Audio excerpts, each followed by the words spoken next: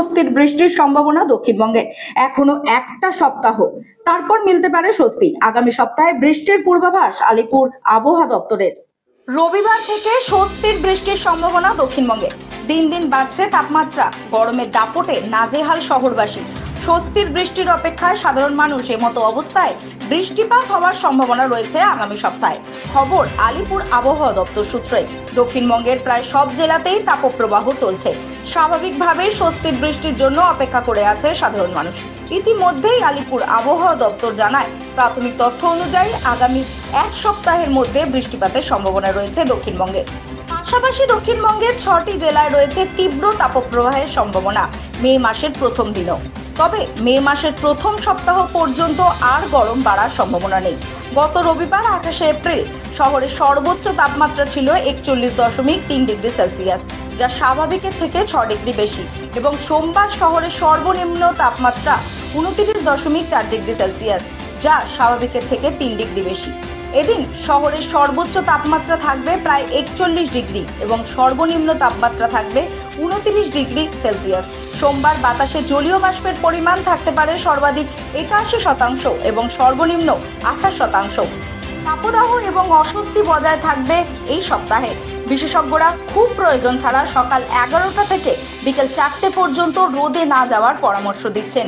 বর্তমানে কলাইকুণ্ডার তাপমাত্রা চমকে দিয়েছে আবহাওয়াবিদদের একাংশকে। বাচ্চাকে সঠিকভাবে বড় করতে, যদি বাচ্চাকে ভালো করে বুঝতে পারি, জানতে পারি, চিনতে পারি, তাহলে কিন্তু আমাদেরকে মানুষ করতে অনেক সহজ হবে।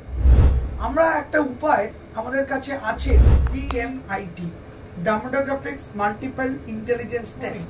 আমরা আজকে একটা অদ্ভুত জিনিস নিয়ে কথা বলবো, যে জিনিসটা আমরা সবাই চাই বাচ্চাকে সঠিকভাবে বড় করতে, এবং বাবা মা হিসেবে বাচ্চা যাতে বাবা মার চেয়েও আরও ভালো শাইন করে, আরও ভালো যেন কাজ করে, সেটা সব বাবা মাই চায়। এর জন্য আমরা যদি বাচ্চাকে ভালো করে বুঝতে পারি, জানতে পারি, চিনতে পারি, তাহলে কিন্তু আমাদেরকে মানুষ করতে অনেক সহজ হবে। আমরা একটা উপায় আমাদের কাছে আছে, যেই একটা টেস্টের মাধ্যমে, সেই টেস্টটার নাম হচ্ছে DMIT, demographics multiple intelligence test.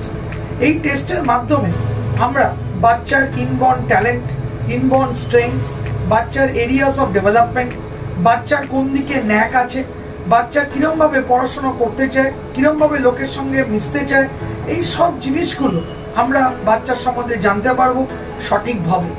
যদি আমরা এটা জানতে পারি, তাহলে আমরা বাচ্চাকে সেই রকমভাবে তৈরি করতে পারবো, এবং তৈরি করতে পারলে বাচ্চা ভালো ফল করবে, শুধু পরীক্ষায় না, জীবনও সে ভালো করে দাঁড়াবে, যেটা সব বাবা মার ইচ্ছে।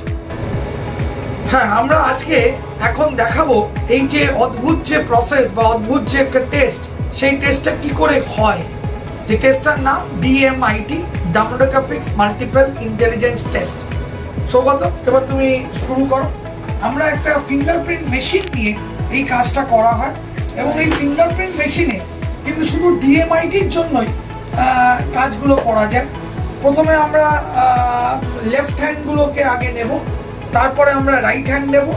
এই দুটোরই আমরা ফিঙ্গারপ্রিন্টগুলো নেব, এবং 3 রকম শেপে নেব, সামনে সাইড 3 রকম করে নেব, যাতে করে আমরা অ্যাকুরেট টু অ্যাকুরেট রেজাল্ট পেতে পারি।